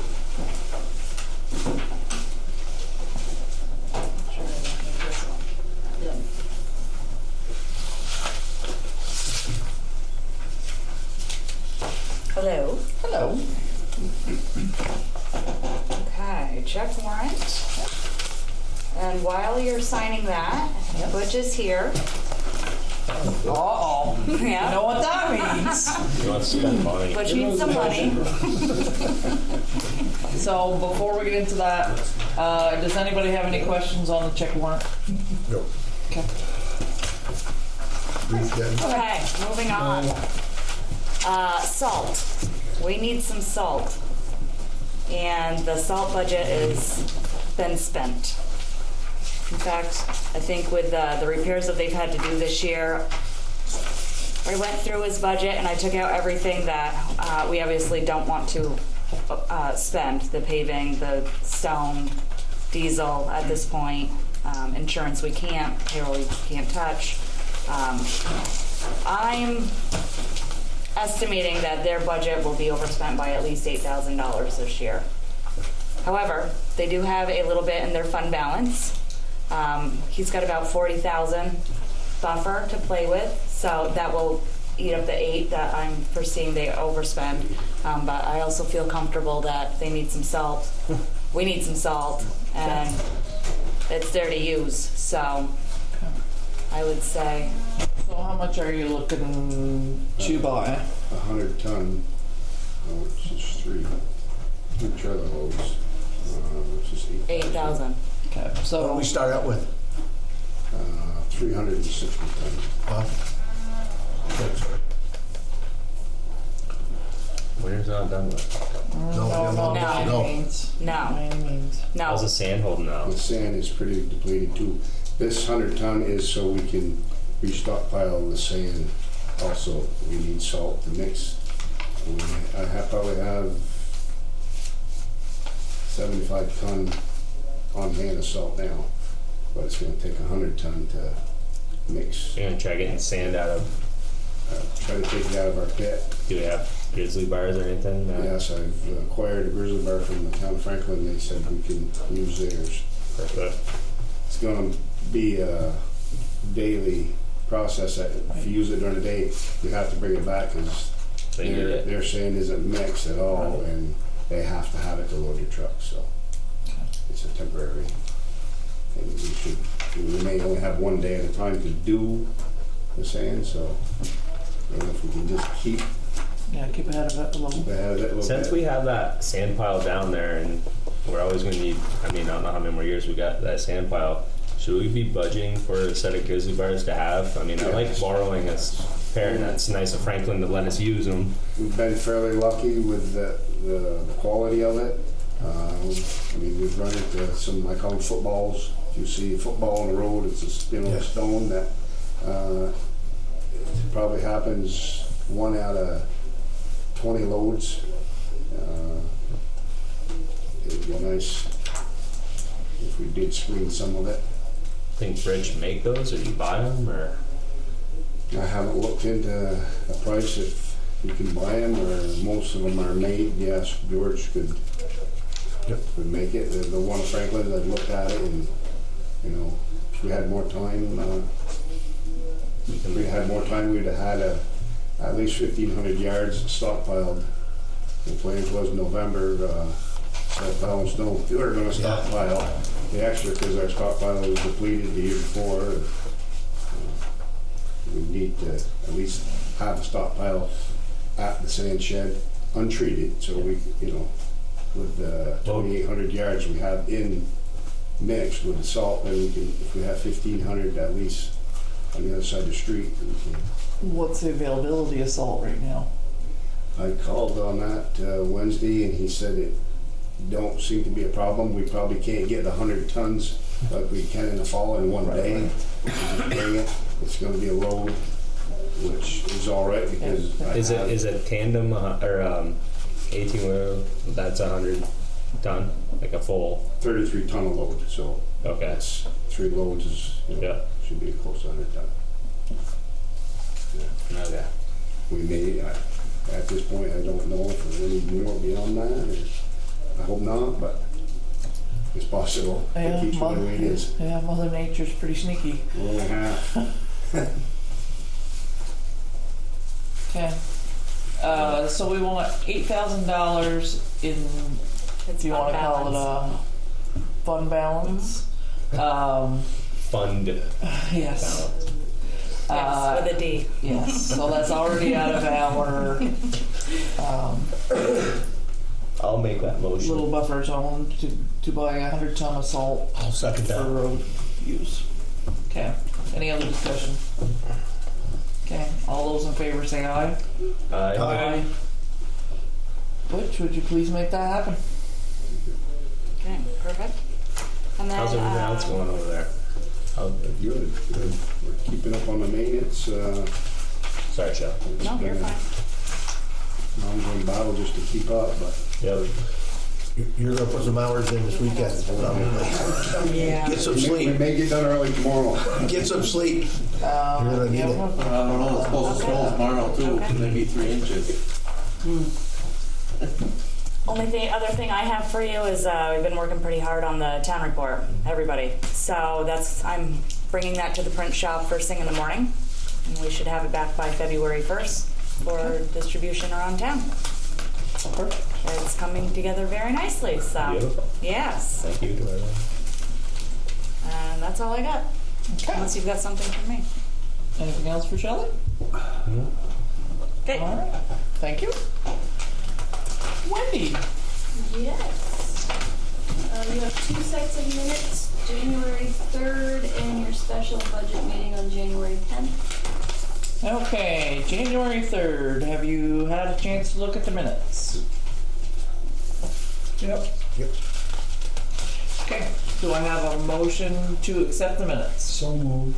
Second? I'll second that. All those in favor say aye. Aye. January 10th, budget meeting. So moved. Second? Second it. Okay. All those in favor say aye. Aye. Aye. Okay. Petitions were due today for warrant articles for the town meeting warning. We did have 2 in circulation that were turned in to me today. 1 exceeded the number of signatures and 1 was very short. So one of them has been added to the town meeting warning and the other not. That being said, I do have the town meeting warning ready. I did send it to you guys, so I think you've all seen it. Randy already signed it because he's not here this evening, but if you guys want to make a motion and sign that. Okay. Put this copy in the book. Yeah, so we Do we need want to sign. look at these or have we looked at these? I looked at it. Okay. Yeah. I read that stuff. Okay, do I make a motion to accept the warnings to be published in the town meeting report? So moved. Second? Second that. All those in favor say aye. Aye. Awesome. While you're signing that, I'll keep talking. Okay. The next deadline coming up is January 28th for petitions for anyone that wants to run for a elected office. I do have a list here somewhere. There are 11 positions going to be on the ballot this year. Jerry, can you see this? Moderator, 2 select board positions, 3 lister positions, cemetery commissioner, trustee of trust funds, library trustee. Shelley and I are both on the ballot, town clerk and town treasurer. So if you're interested in running on the ballot for any of these positions, I need your petitions and consent forms by January 28th at 5 p.m. with a minimum of 22 registered voter signatures. I guess. Do you need to go into that? You should call me, I should. That's the point. It's alright. Yes. I usually wait with that.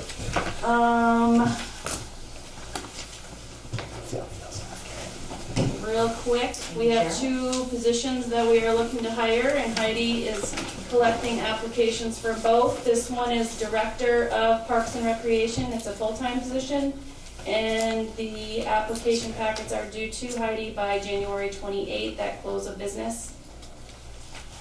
All the information's on our website. And part-time zoning administrator application packets are due January 31st by close of business. Again, all the information is on our website.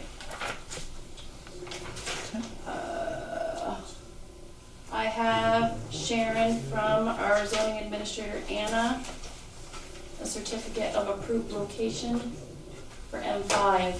They've met all of their criteria.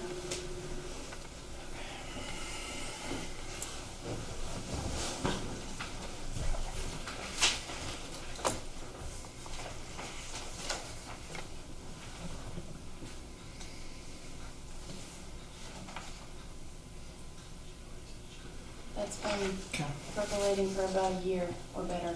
Yes. Maybe close to 2. Okay, so this is an M5 complaints letter for Peter McGinn on the Cook Road. So it's a coal, similar to the same thing we signed for the Vincents. Basically saying that they have the ability to use that property for such use. So, do I have anyone that wants to look at this? I did put it in the Dropbox. I don't know if any of you have seen it, but this just happened like this week.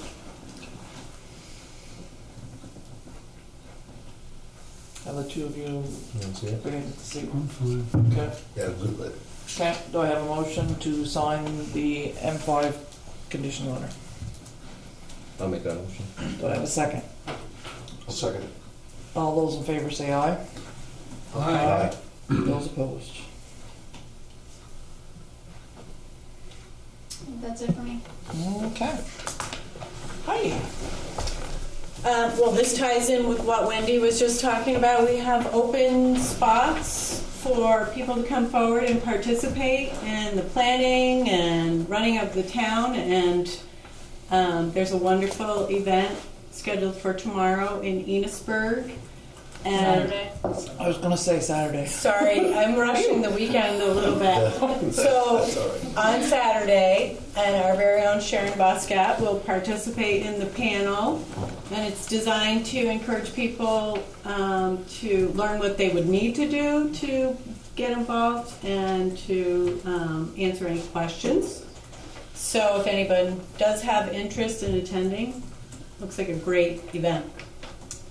With lunch. Yes. With a lunch. A Methodist church lunch. Good food. Very good point. So you have an update for me, so if you have any questions, I'm happy to answer them, but I won't dig into many things tonight since it's so late.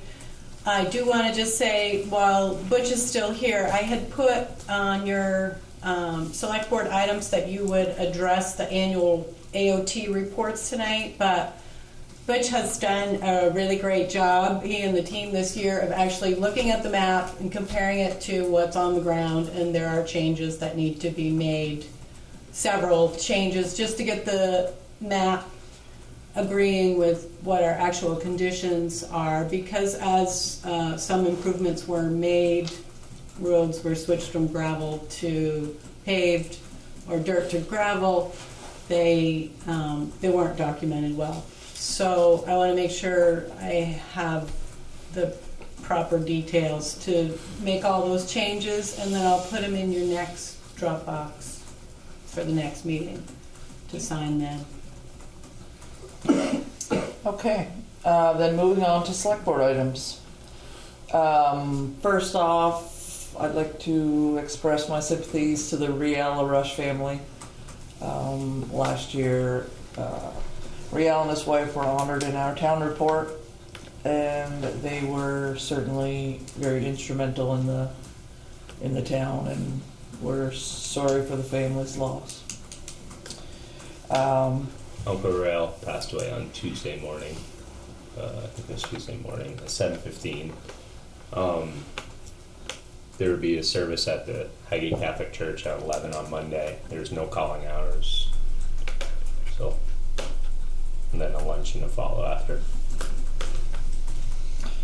Okay, so sad news there. We have a letter for our support for the field days. I'll make a motion to support that. Okay. Do I have a second? I'll second that. All those in favor? That's the original. Can you just pass that down? Aye. Those opposed? Okay. It's to support, basically the letter says, support proposed field days for demolition derby, ATV, bog run, and other similar motorized events at Franklin County Field Day Airport right there. While you're supporting that, at the same time, can you make a motion for Butch to use the town equipment for the demolition derby, because we always seem to forget that. Yeah. Is that agreeable for you? Yeah. I'll make that. And are you volunteering? Yeah. All right. I'll make a motion. Amend your motion. I can amend that one or second one. Yeah. can have a second one. I'll make a second motion. Then we're gonna vote twice, but that's okay. All right. That's fine. You just use a grader, right? Yes. Yeah. Just picks up the track a little bit. And he's graciously offered his time as well, so. Make sure you don't punch in. So do I have a second? I'll second that. All right. All those in favor say aye. Aye. Those opposed.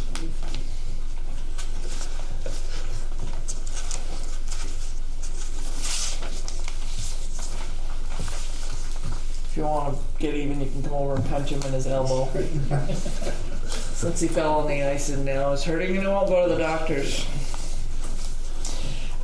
So the AOT annual reports, we just spoke about those. We're going to wait and adjust those to actually match what we have. And we had a video surveillance and fiscal access control policy in your Dropbox. Did you have a chance to look at those?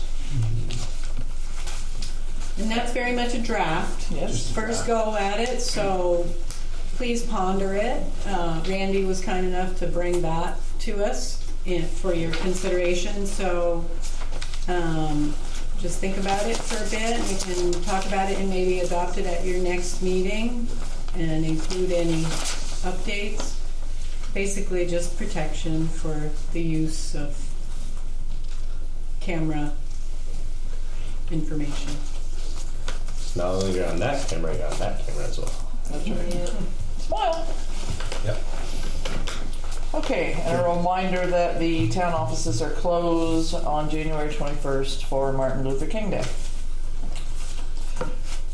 And then I would entertain a motion to exit the regular select board meeting if there are no other comments. So are there any other comments? Certainly. Did we do any paving? Did we do any paving this year? No. Not yet. No. We're going to be doing it in the spring. So are we doing twice as much this year? We have a budget of 267.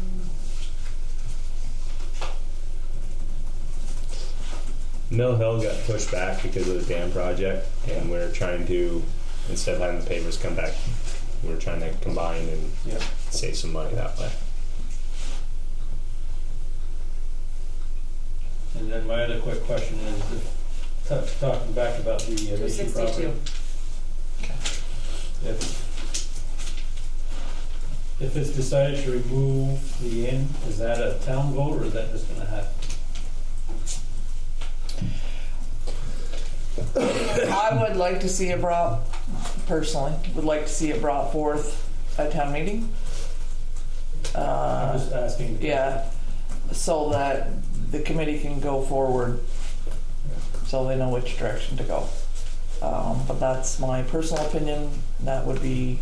I agree with that. The committee's say as to whether they're going to bring that forward. But we had talked about that before about having a direction to go in the year to come. Sir? Well, I was gonna say, I represent the Highgate Methodist Church, and I was sent here to also just to say thank you for letting us use your town sign when we do our dinners. It really helps us out a lot, and we're able to kind of make ends meet just off of those dinners, so we really appreciate that. Great. Great. And they are good meals they put in. Yeah, I'm telling you. I know. Yeah.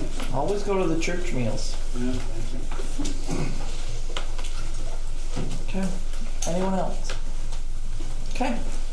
So, a motion to exit our regularly scheduled select board meeting and enter into executive session for personnel, contracts, and legal. I'll make that motion. I'll second it. All those in favor say aye. Aye. Thank you very much for coming.